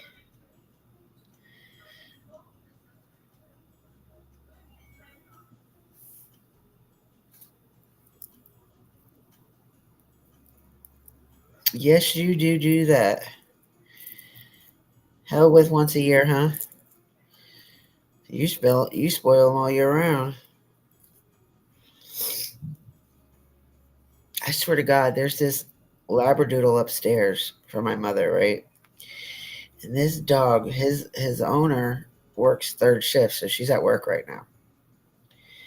And I swear to God, this dog up there sounds like there's like 10 kids. He is so noisy, so funny. Like, you'll hear him get into shit. You can tell what he's getting into. That sometimes there's shit breaking. It's so funny. It's like, oh, he's going to get it tomorrow. He's so damn cute.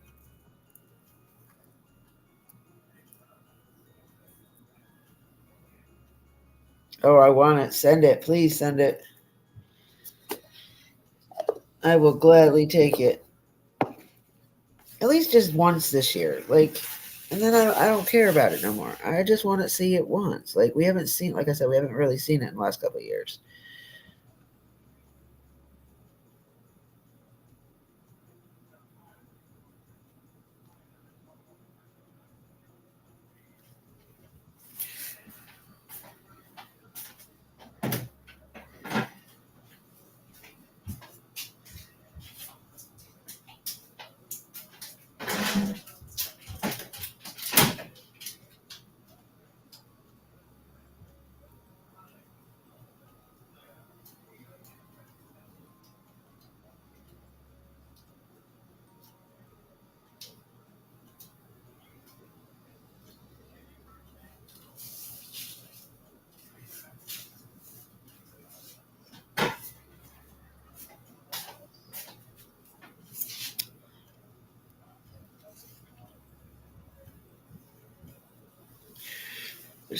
Yeah, your kids are always supposed to be your babies.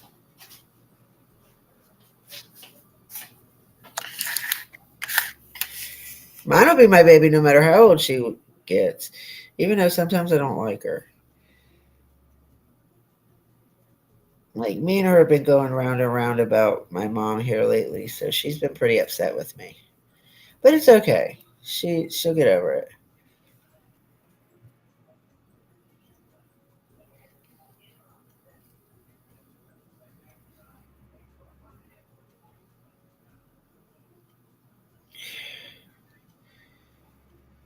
Who are you asking messenger wise, Mars? I could tell you.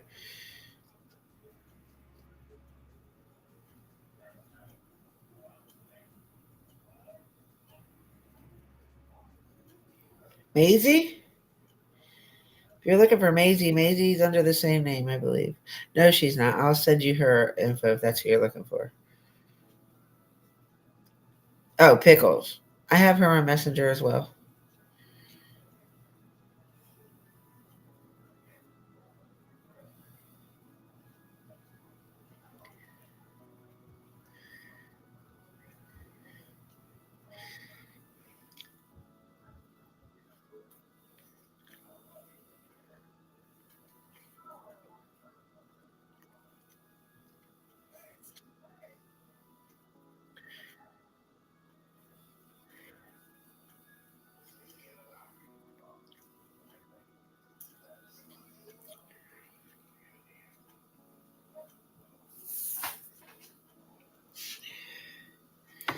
Oh, it's so cold.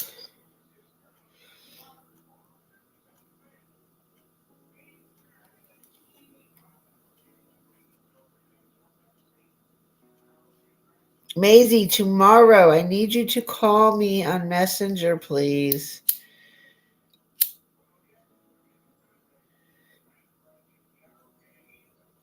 You've been MIA. You're fine, Mars.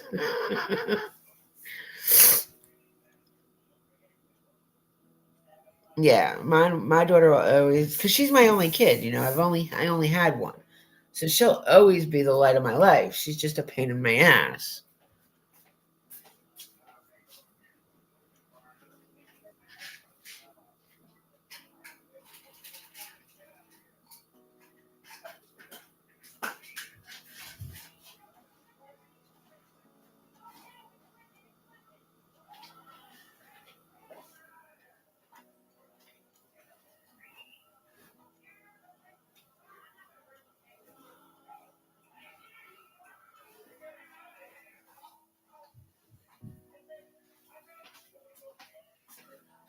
Oh, I need to do dishes, y'all. I don't feel like doing dishes.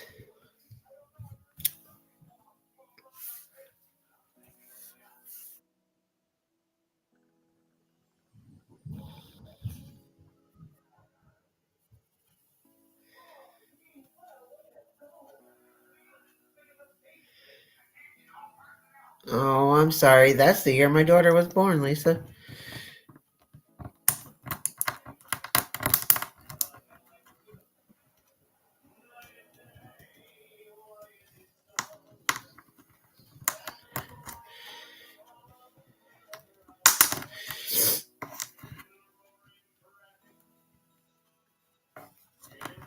No, I'll probably wait to do them till morning because I just do not like playing with water right now.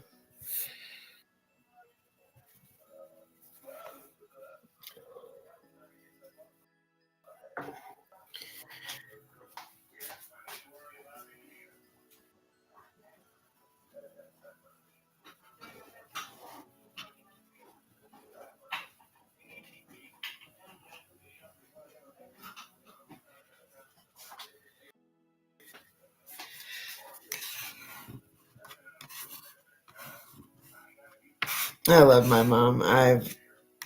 If I haven't showed that to her in the last month or so, I don't know how to tell her I love her. Like I don't want to even leave my mom here alone by herself until I know she's capable of walking and doing things on her own again, and I just don't see that happening anytime soon. Good night, Suzette. I love you, baby girl.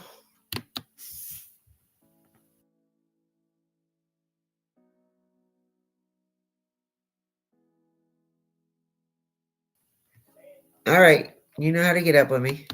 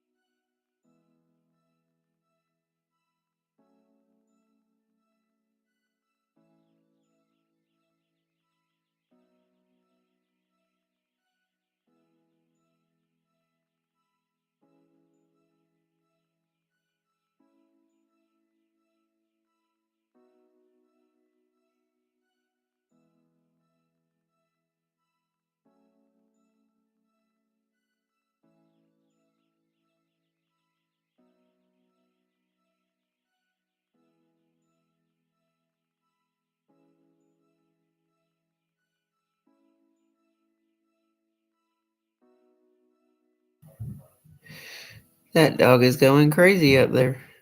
I don't know what he's barking at. I'm pretty sure his owner's at work.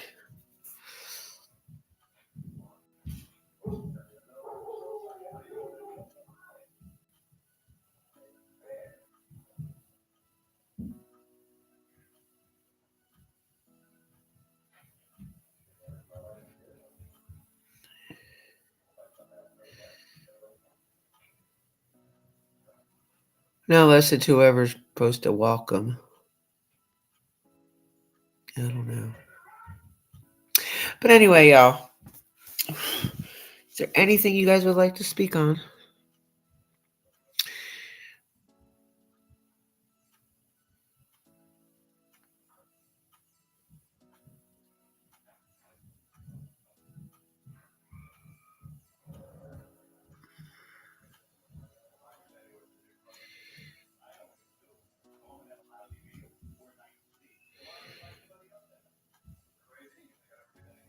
Oh, yeah, my mom was like that too. My daughter's father was stationed here in Bragg, and I left and moved to Florida, and that's where I had her at. So, yeah, my mom was with me through the whole thing. Thank you. Thank you, Pickles. You know I love you. Oh, God, this dog sounds really crazy up there. I don't know if somebody's up there or what, but...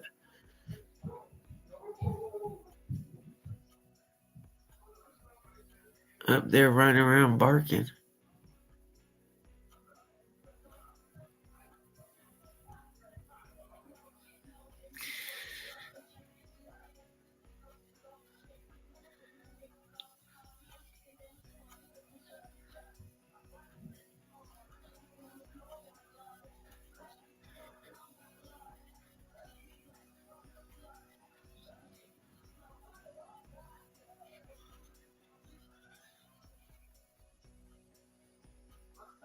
He got quiet.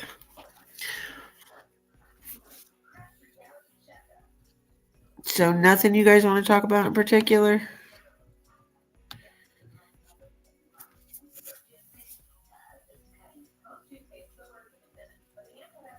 Well, you know you were always welcome regardless.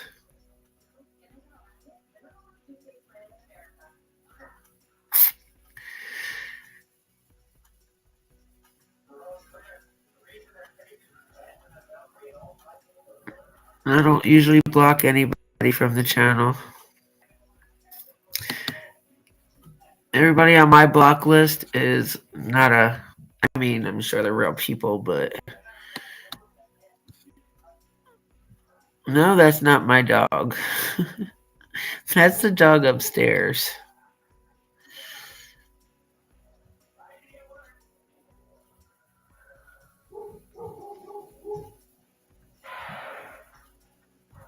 Okay. Cool. That'd be cool for you to come up. Just let me know when you're ready.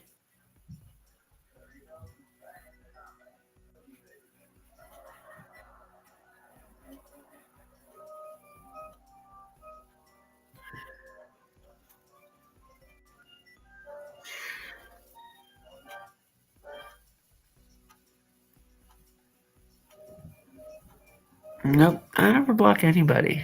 I don't care. The way I look at it is if you're talking about me, then you're leaving somebody else the fuck alone.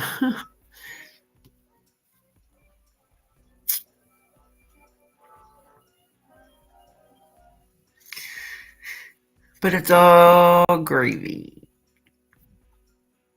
Over, done with.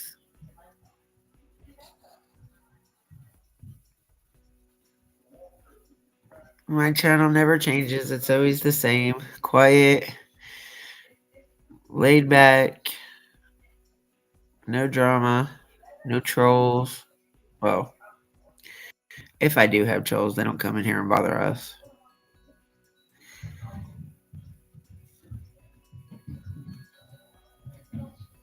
Right? Oh my god, if you guys could like literally hear him up there. Not even the barking, just him running around up there. You would think it was like, no lie, 5 kids at least.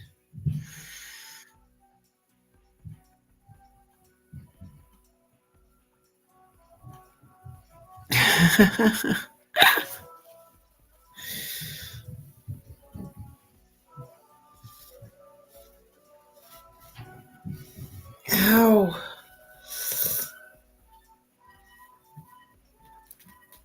Damn. Thank God, I just gave myself a headache from taking my hair tie out. Man, I just gave myself a big headache. God dang, that hurt.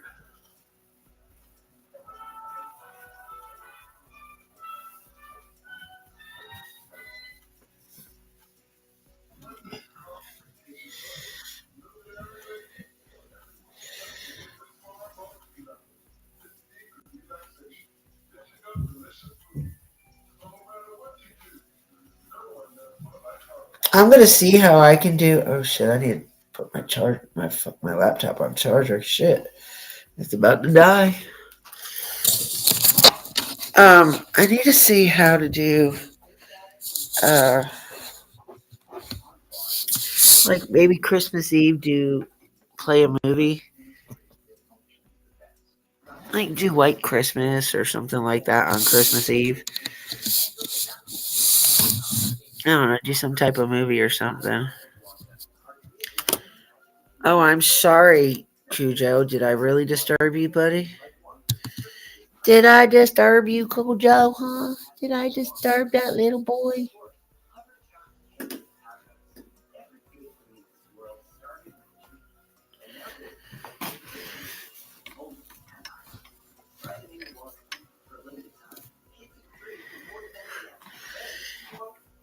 Yeah, I'm okay, I think.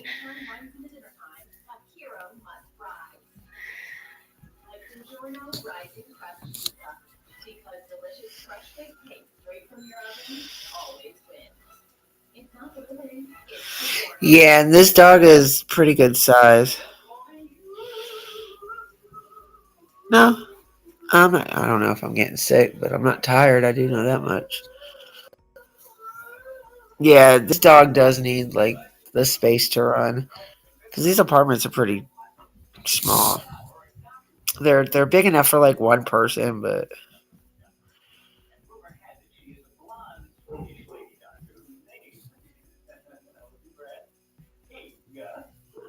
what, girl? What'd I do? Oh Lord! But I do think I'm gonna get off here.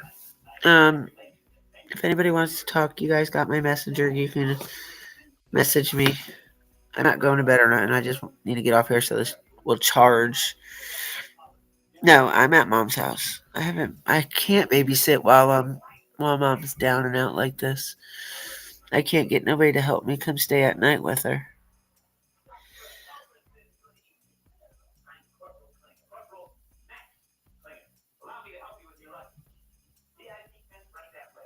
Oh, you're good. Well, you know that's my other nickname, so it don't matter. I'm used to both. Friends call me Dippy and family calls me Dopey, so hey. Whatever fits at the point in time, I guess. But I love you guys. I'm going to get off here and I will do a live stream in the morning. I can't say what time, but I will come live in the morning. So if you guys aren't doing anything other than working and want something to listen to, just pop on over. I promise it's always going to be a drama-free channel, so. Oh, well, good luck tomorrow, Lisa.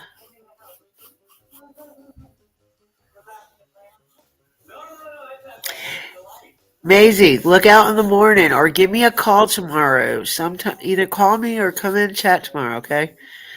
I love your faces all. Be kind to each other. Be kind to everybody. You never know what your smile could do for the next person. With that being said, I love your faces, and I will talk to you later. Bye.